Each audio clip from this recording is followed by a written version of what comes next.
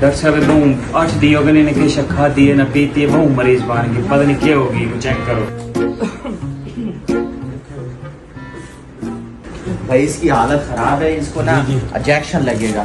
और ये मैं इंजेक्शन बना रहा हूँ, ये अभी जो है ना इसको इंजेक्शन लगाते हैं और इंशाल्लाह ये 10-20 मिनट में ना खड़ा हो जाएगा, सही हो जाएगा।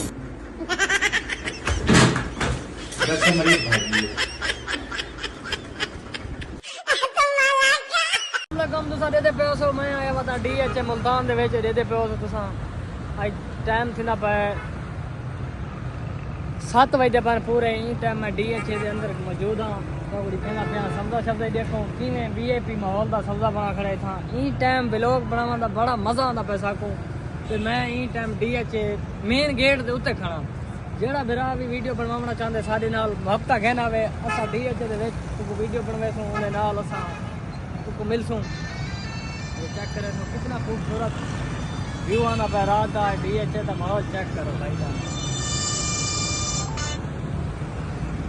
चेक करो किमें तो आपको सारी वीडियो किमें लगती है, पसंद आती है लाइक फॉलो कितना करो, कमेंट लाजमन दसाया करो। ये सारी गड्डी खड़ी है ये DH है माशाल्लाह थोड़ा बरा भी था मेरा पे कमेंट लाइक और फॉलो लाजमन करे तो हफ्ता में सारे नाल